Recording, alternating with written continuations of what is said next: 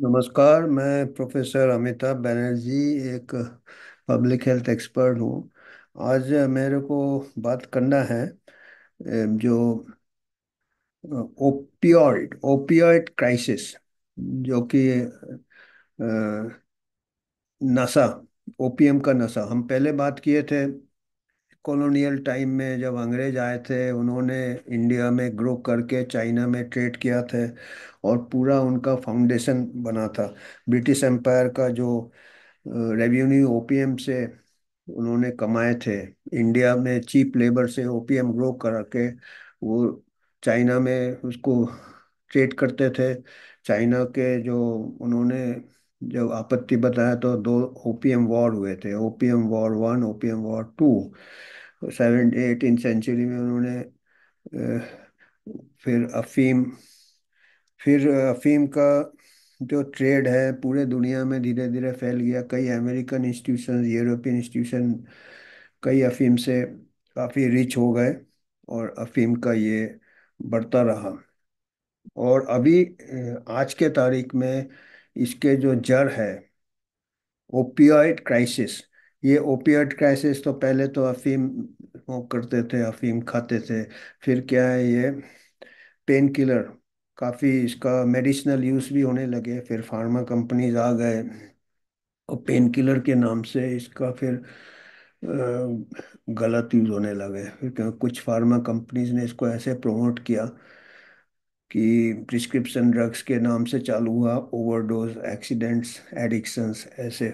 और आज बहुत बड़ा क्राइसिस अमेरिका में चल रहा है, कनाडा में चल रहा है, जिसको कि अफीम से मिलता जुलता जो सिंथेटिक कंपाउंड्स बने, ओपीएम डेरिवेटिव्स, ऑक्सीकॉन्टिन, फेंटेनिल, ये सब, और प्रिस्क्रिप्शन ड्रग्स, इससे भी काफ़ी क्राइसिस हो गए हैं। आज के तारीख में बहुत बड़ा ये एक ग्लोबल क्राइसिस हो गया है। इसकी जड़ें, जो कॉलोनियल जड़ें थी हमारे, इंडिया चाइना से चालू हुआ। और जहाँ जहाँ ये अफीम का या इसके जो डेरिवेटिव्स, अफीम के मिलते जुलते कंपाउंड्स, चाहे वो फार्मा के हो चाहे वो इसके हो, प्रमोशन से हो, वो जड़ें अगले जगह भी जड़ें ले लिया है। अलग अलग देशों में इसके बनियान ट्री जैसे होता है, वो पेड़ होता है बनियान ट्री, उसका जड़, जहाँ उसके ब्रांचेस होते हैं वो भी जड़। तो इसको अभी ऐसे क्राइसिस में पूरा दुनिया जकड़ गया ओपीएम का, उसके बारे में हम बात करेंगे, जिसको कि ओपियोइड ओपियोइड क्राइसिस कहते हैं। वो ओरिएंटल जड़ है और पूरा दुनिया में इसका अभी असर देखने आ रहा है। आज के तारीख में 60 मिलियन पीपल, आप देखो, मतलब 6 करोड़, 6 करोड़ लोग एडिक्ट्स है पूरे वर्ल्ड में। पूरे वर्ल्ड में 6 करोड़ लोग ओपीएम के एडिक्ट्स है, जो कि रिपोर्टेड है। अन अन अनरिकॉग्नाइज तो और होंगे। और हर साल 1 लाख मौतें होती है इसके ओवरडोज से। 1 लाख मौतें अफीम, ओपीएम और इसके डेरिवेटिव्स। मैंने बताया कि इसके कई प्रोडक्ट्स है, ऑक्सीकॉन्टिन है, फेंटेनिल है, हीरोइन है, कई इसके। मोस्ट ऑफ द डेथ्स, अभी आज के तारीख में मैक्सिमम डेथ्स हो रहे हैं फेंटेनिल से। An analgesic which is 50 to 100 times more potent, 50 से 100 गुना ज़्यादा पोटेंट है मॉर्फिन से भी और हेरोइन से भी। फेंटेनिल पेन किलर के नाम से यूज हुआ। It is a synthetic opiate, synthetic है, ये फार्मा मैन्युफैक्चर्ड है।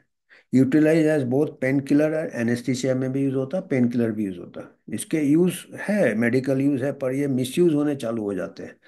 Fentanyl and its derivatives are used illegally in many countries. तो इसका बिगर इलीगल भी यूज चल रहा है फेंटेनिल का, due to its high toxicity, काफ़ी टॉक्सिक है, और मौतें भी बहुत होती है।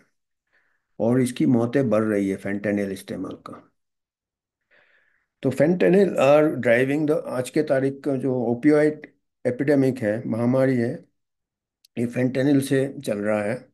This is marketed bye growing number of miss uses, over uses, काफ़ी मिस यूज होता है। ओवर यूज होता है, and death attributed. CDC has describe three waves, तीन लहर आए हैं सीडीसी के अनुसार। फर्स्ट वेव कब चालू हुआ? 1990s में। 1990s में क्या हुआ कि मॉडर्न फार्मा कंपनीज इसका प्रचार करने लगे अपने प्रॉफिट के लिए। और उनको डॉक्टर्स को मिसगाइड किया उन्होंने। बोला इसमें कोई एडिक्शन लायबिलिटी नहीं है। एक पर्टिकुलर फार्मा है, पर्डू फार्मा, पर्डू ऐसा कुछ है, पर्डू फार्मा, पूरा फैमिली था उन्होंने। तो फर्स्ट वेव 1990s में चालू हुआ। Increase overdose death from prescription, ये अमेरिका में पर्टिकुलरली प्रिस्क्रिप्शन ड्रग्स से हुए। द सेकेंड वेव 2010 में चालू हुआ, overdose death to heroin. The third wave 2013 में हुआ by synthetic opioid and is the deadliest with increasing number of deaths due to overdose. 2013 में भी सिंथेटिक ओपियोइड्स, ऑक्सीकॉन्टिन वगैरह, ये प्रिस्क्रिप्शन में, ये पर्डू फार्मास्यूटिकल्स ने काफ़ी इसको प्रमोट किया था। पहले मैं बता चुका था, एक किताब आज मैं लाया नहीं, शायद वो अमिताभ घोष का था। उसमें उसने पूरा हिस्ट्री ट्रेस किया कि ये अंग्रेज जो हमारे पास आए थे, वेस्टर्न पावर्स आए थे, उन्होंने ये हमारे को एक्सप्लॉइट किया था। उनका किताब है स्मोक एंड एसेस। उसमें उन्होंने बताया कि 19th सेंचुरी में जब ब्रिटिश कॉलोनी आए थे, उन्होंने ओपीएम कल्टीवेट कराए थे हमारे चीप लेबर से, और उसको ट्रांसपोर्ट ट्रेड करते थे चाइना में। ओपीएम ट्रेड पूरा ब्रिटेन, इंडिया, चाइना को बदल दिया। उन्होंने बहुत पैसे कमाए और हमको तो गुलाम बना लिया। और अपने जो आर्म फोर्सेस थे, उनके कॉलोनियल जो आर्मी था, वो हमारे पैसे जो मिलते थे उनको ओपीएम और चाय का ट्रेड करके, उससे वो पूरा सपोर्ट कर लेते थे और पैसा भी बनाया। और चाइना को भी बर्बाद कर लिया, बर्बाद कर दिया। तो British empire survive from the revenues from dubious state. China ने कोशिश किया था, उनके यहाँ जो किंग डायनेस्टी था, पर उसको फिर दो वॉर हुए। ब्रिटिशर ने उनको अपने ट्रूप्स के साथ, उनको वॉर 1839 में एक वॉर हुआ, 1839 से 1842, और दूसरा 1856 से 1860। दो वॉर में ट्रीटी से चाइना और कमज़ोर कर दिया, और हांगकांग भी चला गया उनके हाथ से।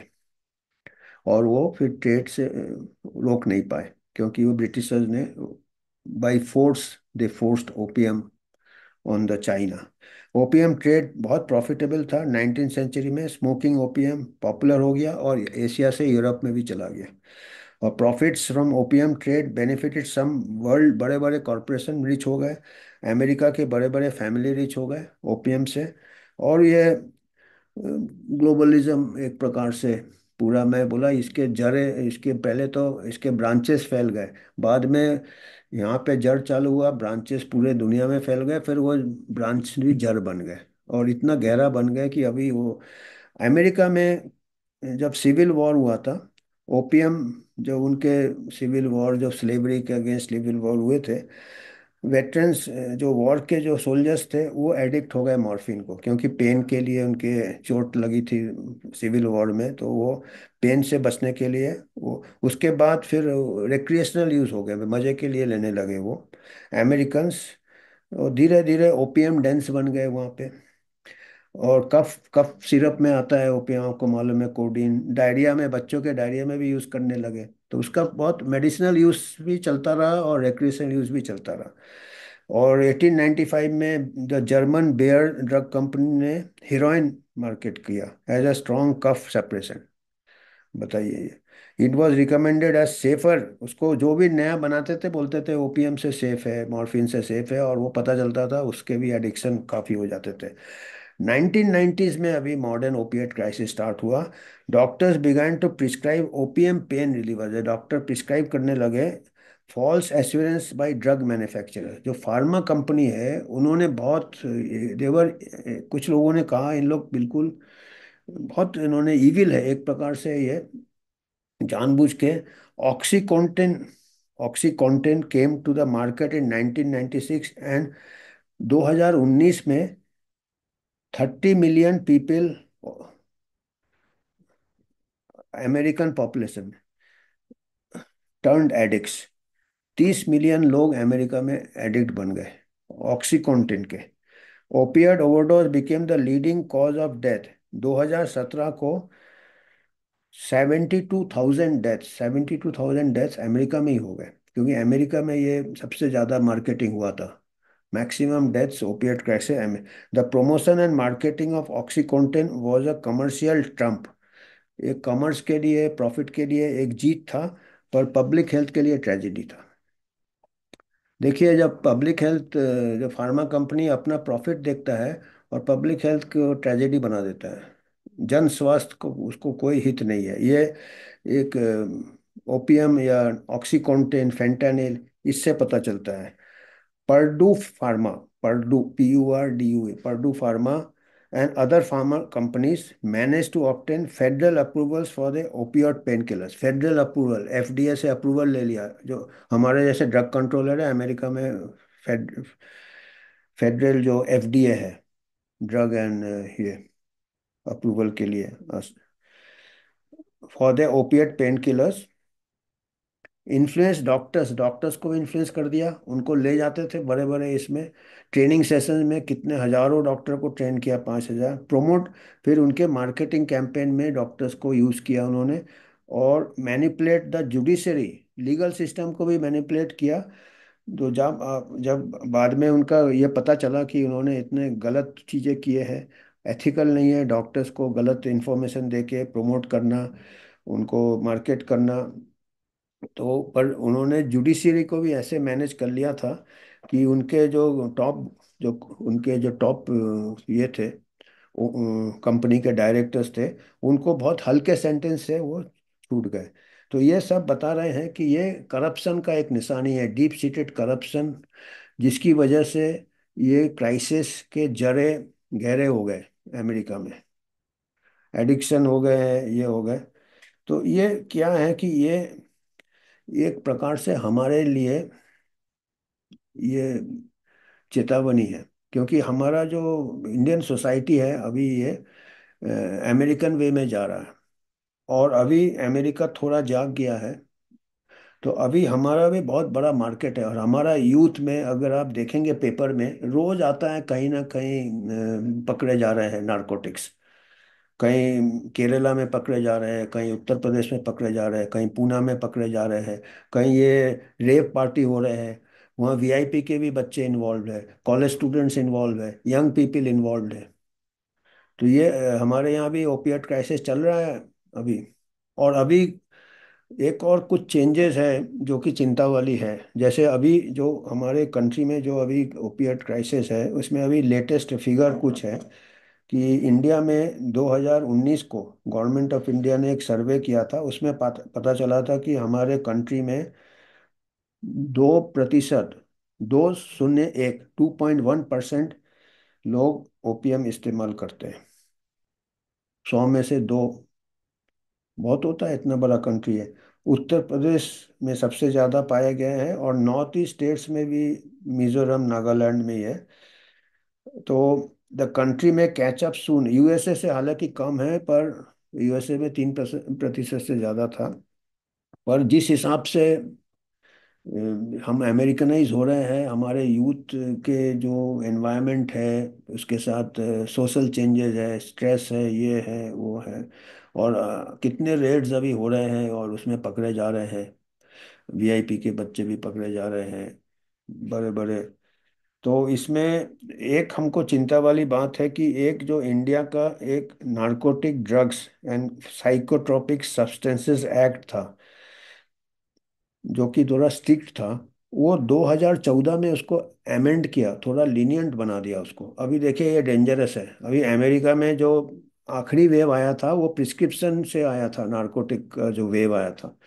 अभी हमारे यहाँ प्रिस्क्रिप्शन थोड़ा स्ट्रिक्ट था नारकोटिक है, अभी उसको थोड़ा लीनियंट बना रहे हैं, allowing easier access to some opioids labeled as essential narcotics for treatment purposes. अभी प्रिस्क्रिप्शन ड्रग्स यहाँ आने का संभावना है। This include fentanyl, oxycodone, codeine, and hydrocodone, all of which play a prominent role in America's opioid crisis। जो जो drugs थे, narcotics, जो अमेरिका में अभी ओपिएट क्राइसिस लाए हैं, वही ड्रग्स को अभी आपने एसेंशियल नारकोटिक्स कर दिया है, narcotic drugs and psychotropic substances act में उसको लीनियंट बना दिया, जबकि हमको सतर्क रहना चाहिए। तो ये जरा चिंता वाली बात है। तो हमको आज के तारीख में डॉक्टर्स प्रिस्क्रिप्शन से नहीं होता है हमारा ओपिएट क्राइसिस, पर ले लेते हैं, फार्मासिस्ट से ले लेते, डायरेक्ट ही लेते, पर इतना लार्ज स्केल में नहीं है। पर एक बार प्रिस्क्रिप्शन खुल जाएगा तो हमारे को शायद केयरफुल रहना पड़ेगा। फिर हीरोइन एडिक्शन है, 3 ways to take heroin. Heroin addiction ज़्यादा है इंडिया में, ये सर्वे बताता है। एक तो होता है कि आप उसको इनहेल करते हैं, स्मोक करते हैं, दूसरा इनहेल करते हैं ऐसे टिन फॉइल में रख के, और तीसरा होता है आप इंजेक्ट करते हैं। अब इंजेक्शन में क्या है कि चांसेस आपका एचआईवी का है, नॉर्थ ईस्ट में मैक्सिमम एचआईवी इंजेक्शन से होते हैं, और हेपेटाइटिस बी होता है, और हेपेटाइटिस सी होता है। और मोर्टेलिटी जिसका, उनके जो लोग इंजेक्ट ड्रग यूज़ करते हैं उनका 10 गुना ज़्यादा डेथ रेट है जनरल पॉपुलेशन से। तो अभी हमारे को जो है, हमने अभी इसको, इसके अगेंस्ट काफ़ी लॉज बनाते हैं, काफ़ी रूल्स बनाते हैं। एडुकेशन करो, commission, several measures, better regulation, education. पर ये, इसकी जड़ें इतनी गहरी हो गई है कि हमारे इंडिया चाइना से चालू होके यूरोप में, अभी अभी पूरे वर्ल्ड में। तो इसको शायद जो कहते हैं कि इसको कितना ये होगा, असर होगा, मुश्किल है। और जहाँ पे हमको अपने नारकोटिक्स एक्ट को स्ट्रिक्ट करना था उसको हम लीनियंट बना रहे हैं एसेंशियल नारकोटिक्स में कुछ ड्रग्स को। और हमारे को तो मालूम है आपका, हमारा जो ड्रग कई बार महामारी में भी देखा, इमरजेंसी क्लियरेंस कितना जल्दी मिल जाता है, बाद में फिर उसके एडवर्स इफेक्ट्स कोई मॉनिटर नहीं करता। नारकोटिक्स में भी अगर होगा तो हम, we are maybe facing, हमारे शायद ओपिएट क्राइसिस हमारे देश में भी शायद जड़ें ले ले, यही हमको आज बताना था। और दूसरे इसके साथ तो और भी एक्टिविटी आपको मालूम है, जितने बॉर्डर स्टेट्स है, क्राइम है, टेररिज्म है, बॉर्डर स्टेट्स में स्मगलिंग है, रोज ये आते हैं। तो ये खाली सोशल प्रॉब्लम तो है ही, मेडिकल प्रॉब्लम है, क्राइम प्रॉब्लम है, प्रॉफिट वाले है हर जगह। अब उसमें फार्मास्यूटिकल से लेके इलीगल स्मगलिंग करने वाले भी है। तो ये एक चिंता है हमारे यूथ के लिए, बहुत बड़ा एक रिस्क है ये। तो आज इतना बताना था, धन्यवाद।